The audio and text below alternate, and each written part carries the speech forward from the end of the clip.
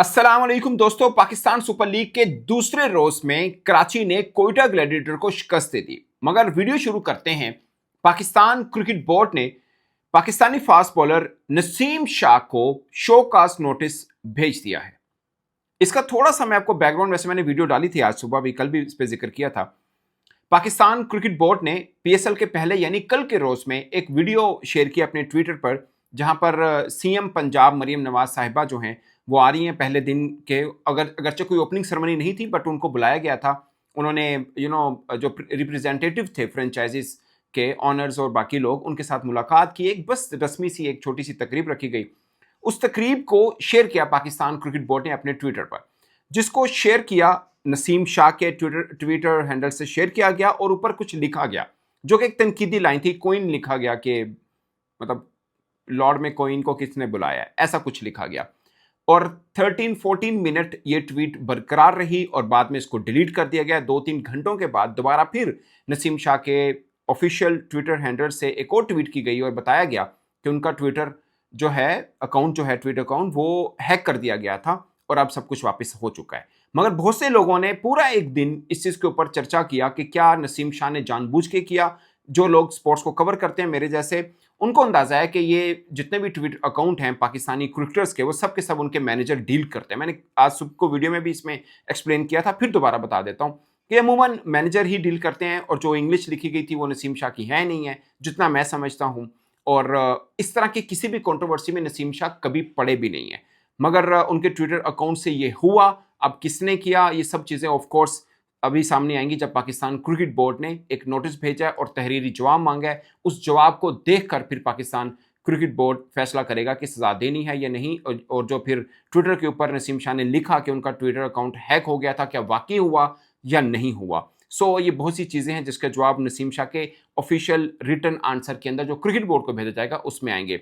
मगर मामला आसान नहीं है, ये उनके लिए थोड़ी मुश्किल ज़रूर बन गई है, क्योंकि पाकिस्तान क्रिकेट बोर्ड ने इस बात को इग्नोर नहीं किया। एक बकायदा रिटर्न उनको नोटिस भेजा और रिटर्न ही उनसे आंसर मांगा जाएगा, क्योंकि वो सेंट्रल कॉन्ट्रैक्टेड प्लेयर हैं और सेंट्रल कॉन्ट्रैक्टेड प्लेयर कोई भी पाकिस्तान क्रिकेट बोर्ड की किसी भी बात पर तनकीद नहीं कर सकता, ये पॉलिसी का हिस्सा है। ये सब चीज़ें हैं जिस पे हम मतलब एक छोटा सा मैं आपको बताना चाह रहा था। आई होप कि जो भी चीज़ है ये जल्दी सॉर्ट आउट हो जाए। जितना मैं समझता हूँ नसीम शाह को, वो कंट्रोवर्सी में कभी पड़ा नहीं है। पूरा का पूरा उनका जो माजी है हमारे सामने है और पॉलिटिकल मैटर्स में तो कभी वो नहीं पड़ा हुआ। लेट्स सी क्या होता है। अब बात करते हैं कराची किंग्स और कोयटा ग्लैडिएटर के दरमियान मैच में। अब यकीन मानिए इन दोनों टीमों के बीच में आप अगर कोई 10 मैच कराएंगे, शायद ही 2 जीतेगा कराची। और इस सिचुएशन के बाद कि कोयटा ने 6 ओवर में 73 रन बना लिए थे, लगा था कि ये तकरीबन 16-17 ओवर के अंदर मैच लिपट जाएगा। और फिर सलमान आगा आए, पावर प्ले खत्म होने के बाद उन्होंने आउट किया शामिल हुसैन, जिन्होंने 21 बॉलों पर 50 किया। अगरचे ये मैच याद रखा जाएगा हसन अली की बड़ी शानदार बॉलिंग स्पेल से। पहले ओवर के अंदर उनको 16 रन हुए थे, जो शामिल हुसैन ने उनको अच्छे खासे चार्ज किया था। और आप अंदाजा करें अगले 3 में उनको सिर्फ 11 रन हुए और 4 खिलाड़ियों को आउट किया। एक्चुअली में मैच में वो वापस लेके आए और प्लस बहुत ज़बरदस्त साथ दिया जंपा को बहुत अच्छे तरीके के साथ इस्तेमाल किया गया। ऑफ कोर्स वार्नर को पता है कि अपने अहम हथियारों को कैसे यूज़ करना है। जंपा ने विकेट तो एक लिए 26 रन दिए मगर बना कर रखा। अब सोचिए कि 24 बॉलों पर महज 19 रन बनाए थे हसन नवाज को। अमूमन वो ऐसी ही इनिंग खेलते हैं, बट मतलब ऐसा ही खेलते हैं, बाद में चार्ज करते हैं। जहां पे चार्ज करने की कोशिश की, हसन अली ने उनको लपेट लिया और मैच खत्म हुआ वहीं पर। इसमें सीधा सीधा कुछ चीज़ें ज़रूर हैं जो मैं इसमें डिस्कस करना चाहता हूँ। खासकर साद बेग, ये पाकिस्तान के डोमेस्टिक में सबसे ज़्यादा रन गेटर हैं, साद बेग। अच्छा, 2 चीज़ें जो हफीज़ ने एक ट्वीट की, बड़ी ज़बरदस्त बात की। उन्होंने बोला कि पाकिस्तान की तरफ से ख्वाजा नाफे विकेट कीपर, मुतबादल विकेट कीपर के तौर पर शामिल हुए T20 वर्ल्ड कप में, और इस एक पीएसएल मैच के अंदर वो कीपिंग नहीं कर रहे। मतलब point to be noted man, point to be noted. और दूसरी खास बात कि वार्नर कप्तान हैं उस टीम के जहां पर सलमान अली आगा भी खेल रहे हैं, यानी पाकिस्तान के T20 के कप्तान हैं। अगरचे आईपीएल में भी ऐसा हो चुका है, रोहित शर्मा कप्तान थे मगर उनकी जगह पे कप्तान जो थे वो लोकल इंडियन ही थे, लाइक किसी को ग्रूम हो रहे हैं एटलीस्ट। वार्नर का कप्तान कराची किंग। मैं यकीन मानिए इस जीत के बावजूद, ये पहली जीत है कराची किंग की कोयटा ग्लैडिएटर के खिलाफ इन लाहौर। फर्स्ट 21 में से 8 जीते हैं, बट 3 में से ये अब पहला मैच जीते हैं कराची किंग वाले लाहौर के अंदर अगेंस्ट कोयटा ग्लैडिएटर की मैं बात कर रहा हूँ। मगर बहुत ही मतलब गैर मुतवाज़िन टीम है। मुझे कराची किंग की टीम बिल्कुल भी मुनासिब नहीं लगी। मुझे कोयटा की टीम बेहतर लगी थी जो हार गई है। अगरचे मतलब आप अब्बास अफरीदी कराची ने बाहर बैठाया, एहसानुल्लाह आई डोंट नो उनका पेस कैसे है, बट अब्बास अफरीदी बाहर नहीं बैठते। अब शाहिद अजीज़ खेले हैं, ऑलराउंडर माने जाते हैं, मगर उनके ऊपर भी बहुत कहा। जो मैं बात करना चाह रहा था, अहमद दानियाल ने बड़ा ज़बरदस्त किस्म से ट्रैप किया था साद बेग को। अगेन मतलब साद बेग इतने अच्छे हैं, आई डोंट नो वो टी20 के भी अच्छे हैं या नहीं हैं, मगर साद बेग, शाहिद अजीज़, खुशदिल शाह, ये वो पाकिस्तान के मतलब बैटर थे जो 10-10 मीटर बाउंड्री से पहले पकड़े गए, 10-10 मीटर। खासकर खुशदिल को भी वही उन्होंने शॉर्ट पिच दिया, वो 10 मीटर पहले पकड़े गए हैं। साद बेग भी ऐसे ही पकड़े गए हैं। और जब नाफे था, मुझे पता था जंपा इसको फँसा सकता है, क्योंकि एक क्वालिटी स्पिनर के सामने नाफे अभी टेस्ट होना बाकी है। और जो ज़बरदस्त किस्म से उन्होंने बोल्ड किया जंपा ने, वो आपने वीडियो में देखा ही होगा। सो ये था। अगेन सऊद शकील का भी आप देख लें, वो भी उनको मोइन अली ने भी 10 मीटर पहले पकड़वाया था। ये बात मैं इसलिए कर रहा हूँ, अब जंपा ने 2 ओवर किए, पहली बाउंड्री जो उनको लगी थी, जैसन रॉय ने उनको चौका लगाया था। अगरचे बाद में हसन नवाज ने भी उनको किया चार्ज छोड़ा। बट मैं ये कहना चाह रहा हूँ कि पाकिस्तानी बैटर जो पीएसएल में हम सब देखते हैं कि क्लीन हिटिंग और सब मैटर वो देखने को मिले, वो देखने को इस मैच की अगर टिपिकल हम बात करें, मैं साद बेग के ऊपर बहुत करता हूँ। अगरचे शामिल हुसैन ने बड़ा ज़बरदस्त खेला है। शामिल हुसैन ने 3 छक्के लगाए, खासकर हसन अली को काफ़ी आड़े हाथों लिया, बट कैच आउट हो गए। सलमान आगा ने उनको बाउंड्री के ऊपर कैच लिया। वो लड़के में थोड़ा-सा, मैं पहले ही बोल रहा था कि उस लड़के में दम है, अगरचे बहुत सी चीज़ें उसके बाद डेवलप हो गई। हसन अली का स्पेल डेवलप हो गया। शायद शामिल हुसैन पे बहुत ज़्यादा लोग बात ना करें, बट उसने प्रूव किया है he is a very good batter. मैं अभी भी इस चीज़ पे बिलीवर हूँ। अगरचे उनका डेब्यू हुआ है ये वाला, जंपा का भी डेब्यू था, इनका भी डेब्यू था।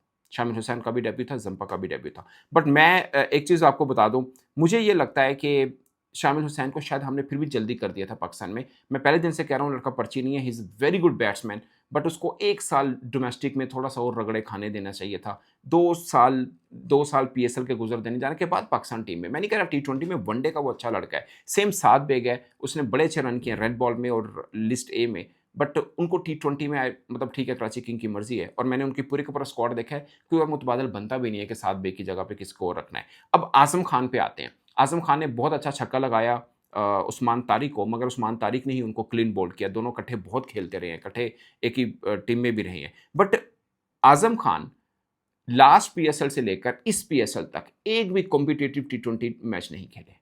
लास्ट पीएसएल से लेकर इस पीएसएल तक एक भी कॉम्पिटिटिव टी20 मैच नहीं खेले। टी10 टूर्नामेंट ज़रूर खेले हुए, मगर टी20 नहीं खेले हुए, और सीधा वो इसके अंदर खेल रहे हैं।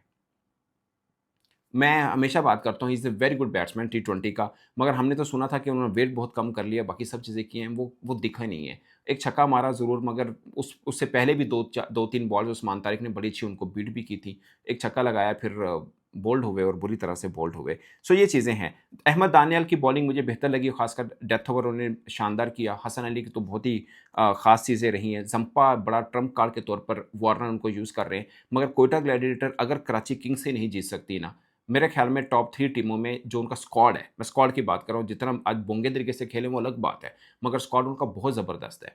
मेरा ख्याल है कि उनको टॉप 3 में रहना चाहिए, मगर आज जीता हुआ मैच उन्होंने हारा है कराची किंग के खिलाफ। यहाँ से मैच हारना बनता ही नहीं था, बिल्कुल स्ट्रेट मैच था। बिल्कुल स्ट्रेट, ऐसा लग रहा था कि पिच में कुछ खास नहीं है, ऐसा लगा। कल तो मतलब ये हमें फ़ील हुआ ना कि फर्स्ट इनिंग में जिसने बॉलिंग की है, वो फर्स्ट इनिंग वाले वो जीत गए हैं। तो आज लग रहा था कि नहीं, चेज़ वाली टीम जीत जाएगी, मगर फिर वापसी की है हसन अली ने बड़ी शानदार तरीके के साथ।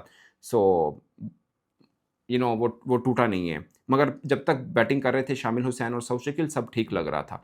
ख़ैर ये दूसरे दिन का मैच का खुलासा है दोस्तों। आई विश के कराची किंग वाले आगे कहीं पे बाज़ अफरीदी को ज़रूर खिलाएँगे। हसन अली अगरचे पाकिस्तान सुपर लीग में वैसे भी हाईएस्ट विकेट टेकर थे, और अब भी उन्होंने 6 मरतबा 4 विकेट्स ले लिए हैं। हसन अली ने 6 मरतबा 4 विकेट्स लिए हैं। इन्होंने पीछे छोड़ा है शाहीन शाह अफरीदी को, जिन्होंने 5 मरतबा 4 विकेट लिए, मतलब 2 मरतबा उस 4 विकेट को 5 में कन्वर्ट भी उन्होंने किया है। So leading wicket taker is Hasan Ali, और 6 टाइम 4 विकेट हॉल भी उनका हो गया है, most in Pakistan Super League. So दोस्तों, इस पर आप अपनी राय कमेंट की सूरत में ज़रूर बताइएगा। मुझे ज़्यादातर पे लगता है कि कराची किंग को थोड़ा सोचना है आगे में जाकर, शायद शाहिद अजीज़ की जगह पर अब्बास अफरीदी को पिच इन करना पड़े। अदरवाइज़ शाहिद अजीज़ को खुद को प्रूव करना है कि आपको ये लगातार चांसेस नहीं मिलने, आपको ऑफ एंड ऑन मिलेंगे, तो उसको आपको अवेल करना ही पड़ेगा।